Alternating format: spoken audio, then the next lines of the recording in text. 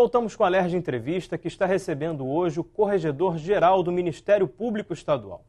Pedro, essa sua especialização na área de meio ambiente, muitas vezes a gente vê que grandes obras, até as obras públicas mesmo, elas sofrem um grande atraso por questões ligadas ao meio ambiente. Na sua opinião, por que isso ocorre com tanta frequência? É falta de planejamento de quem está executando essa obra? Essa questão ambiental realmente não demanda tanto interesse, tanta preocupação pré-obra? A questão primeira é o seguinte: as obras do governo normalmente são mais complicadas porque, infelizmente, há uma cultura nesse país de que o governo não precisa cumprir a lei.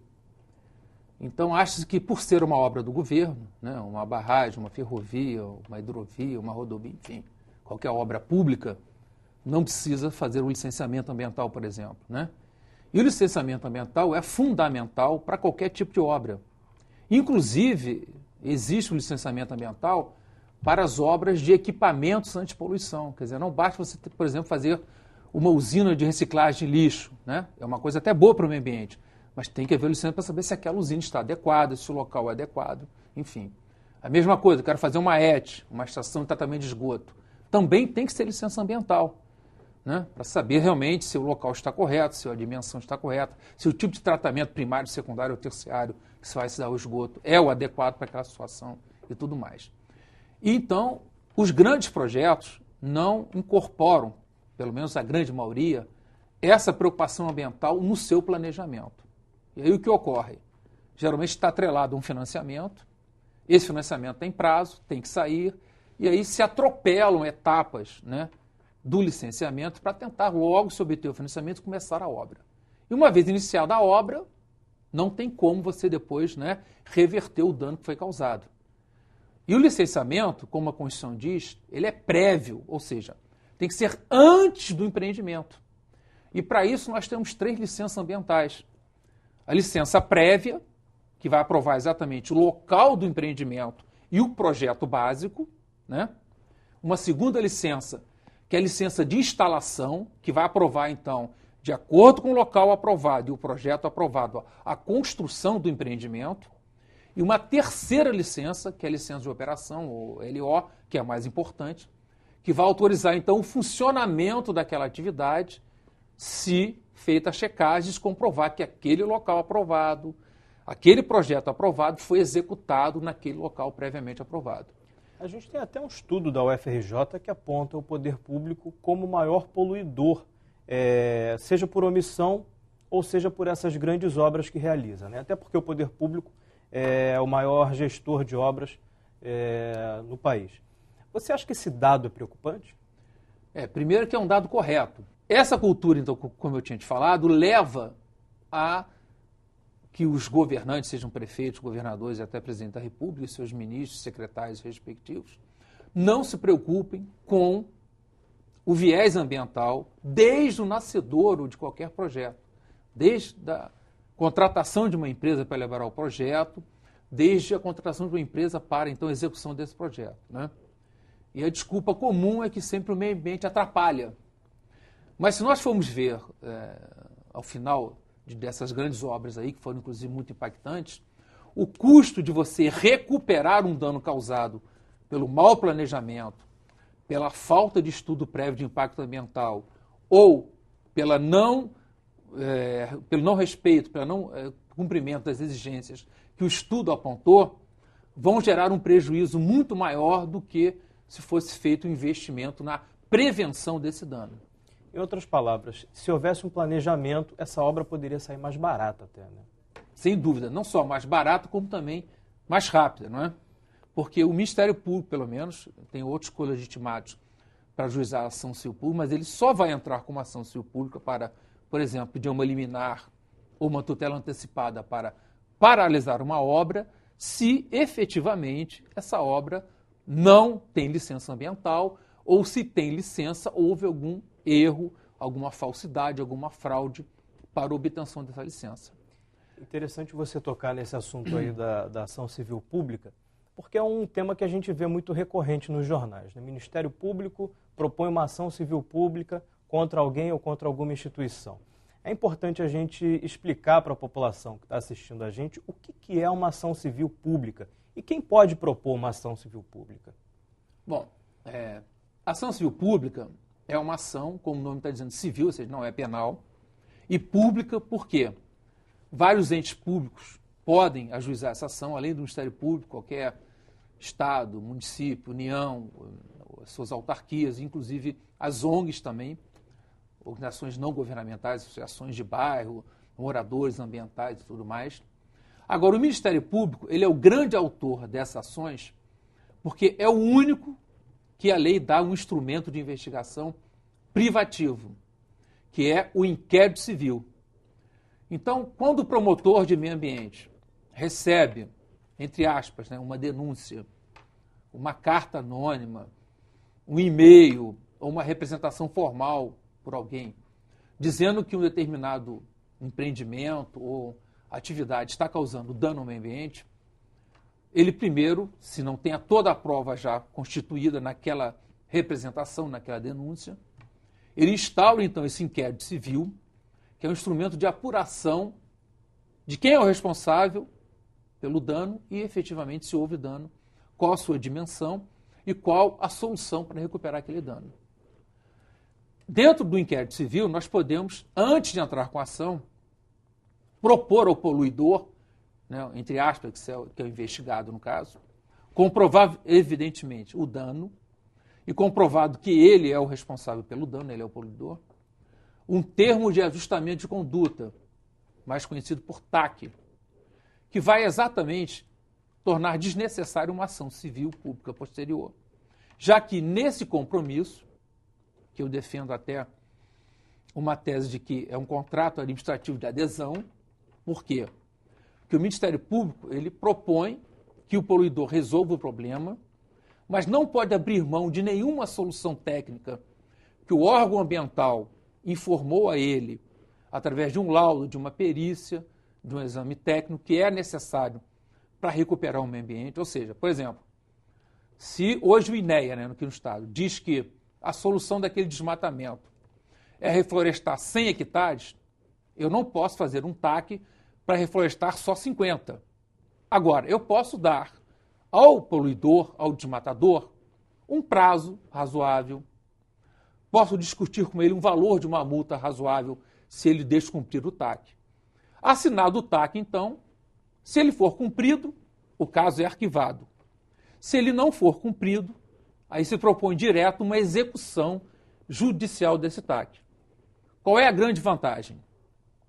Se eu tivesse que entrar com uma ação civil pública para exigir do poluidor a mesma coisa, mas aí seria através de uma sentença, o juiz teria que condenar o poluidor a fazer tudo aquilo, nesse meu exemplo rasteiro, reflorestar 100 hectares. Isso iria ter recurso, iria demorar 10 anos no mínimo, seguindo todos os recursos até Brasília, para que eu tivesse um título executivo. O TAC, desse instrumento administrativo que o Ministério pode celebrar com o poluidor, ele já é, por lei, um título executivo. Então eu não preciso de uma sentença. Eu executo diretamente esse documento que eu firmei. Na sua opinião, esses instrumentos que estão disponíveis hoje, o TAC ou a ação civil pública, eles conseguem, de alguma forma, garantir o direito de um maior número de pessoas um determinado problema com determinada empresa ou determinada instituição, né? A gente faz algumas matérias aqui sobre defesa do consumidor, que eu acho que é uma coisa que todo mundo teve algum problema com algum produto ou com algum serviço que em alguma hora contratou. A visão das empresas, na sua opinião, ela está mudando? Como é que as empresas estão vendo essa questão de atendimento ao cliente, de tratamento de um produto que está quebrado, de um serviço que foi mal prestado? Isso vem mudando com essa atuação do Ministério Público e com os órgãos de defesa do consumidor? Sem dúvida alguma, o fato de você ter hoje órgãos, tanto governamentais como não governamentais, de defesa do consumidor melhorou muito. Você hoje tem o PROCON, o próprio Ministério Público, a própria Alerj tem uma comissão de defesa do consumidor. E você tem hoje na internet vários sites, tipo, eu não sei se tem outros, mas eu me lembro de um, o Reclame Aqui, por exemplo, que causa uma exposição negativa da marca. Então você vai lá, foi mal atendido, o produto defeituoso, não foi trocado, reparado no prazo, enfim. Então isso aí tudo gera que a imagem da empresa fique abalada quando ela tem uma reclamação na internet, um processo administrativo no PROCON, ou aqui na comissão, ou um processo judicial no Ministério Público contra ela, né? Nós temos, inclusive, na nossa página o link Consumidor Vencedor. Você pode acessar ali e ver quais as empresas que já teve alguma sentença contrária, o que ela é obrigada a fazer. E com isso você vai ver que vários casos que você, de repente, pode estar vivenciando naquele momento já foram objeto de decisões judiciais ou de TACs, e você pode, então, comunicar ao Ministério Público ou ao juízo que aquela empresa não está cumprindo quer a decisão, quer o termo celebrado. E aí você executa diretamente e vai sofrer as sanções todas. Então, me parece que o mercado hoje exige uma postura sustentável das empresas, não só a nível de consumidor, mas também a nível ambiental. E daí as certificações internacionais, né? ISO 9000, ISO 14000, que várias empresas hoje buscam obter para que demonstrem que o seu produto, o seu método de produção é um método sustentável e que respeita o consumidor. Pedro, nosso tempo já está quase se esgotando, mas antes disso eu queria citar uma pesquisa que foi feita em 2011 pela Fundação Getúlio Vargas, que apontou o Ministério Público como a terceira instituição mais confiável no país, na opinião dos brasileiros. Eu acho que ele só perde, se eu não me engano aqui, para a Igreja Católica e para o Exército Brasileiro. Como é que você vê esse grau de confiabilidade que o povo deposita no Ministério Público? Bom, primeiro, isso nos honra muito, né? Ser uma instituição pública que a população reconheça nela um canal para defender os seus direitos. E essa posição, me parece, é exatamente em função do trabalho que os promotores e procuradores da República realizam em prol da defesa dos interesses difusos, coletivos, individuais e indisponíveis da população, né? E nós temos uma grande vantagem. Nós temos na nossa carreira um princípio constitucional e legal também, chamado independência funcional. Ou seja, ninguém pode nos obrigar a deixar de fazer ou fazer alguma coisa, senão a lei ou a nossa consciência. Então não adianta um promotor, um procurador, estar incomodando, por exemplo, um grande grupo econômico. O procurador-geral, quer estadual, quer federal, não pode mandar esse promotor parar de fazer aquilo. Da mesma forma, se for uma investigação contra um político, da mesma forma também, não há na nossa carreira essa hierarquia que o chefe da instituição possa, então, determinar que pare uma investigação ou que não entre com uma ação. Evidentemente, se houver abusos, vão ser coibidos e punidos, inclusive pela corregedoria que hoje estou à frente. Mas esse princípio é fundamental para garantir, então, essa respeitabilidade que a população, então, reconhece na gente. Só para a gente encerrar, Pedro, quem quiser entrar em contato com o Ministério Público pode acessar o site do Ministério Público. Lá você tem ouvidoria, tem um canal de comunicação com a população, né? Nós temos o site www.mprj.mp.br. Temos a ouvidoria, se quiser, por e-mail ou então por telefone, ao número 127. Temos também o site da Corregedoria, www.cgmp.mp.br. E vocês vão poder também mandar e-mail para cgmp@mprj.mp.br. Estaremos abertos a receber qualquer tipo de reclamação, de representação, e será investigado. E se houver alguma falha de algum membro do MP, será punido. Tá certo. Quero agradecer muito a sua presença aqui no Alerj Entrevista. O Alerj Entrevista fica por aqui, mas a gente também tem a nossa ouvidoria. Se você tiver dúvidas ou sugestões, envie um e-mail para a gente em faleconosco@tvalerj.tv. E se quiser rever este programa, acesse www.tvalerj.tv. TV Alerj, o canal do povo fluminense. Até a próxima.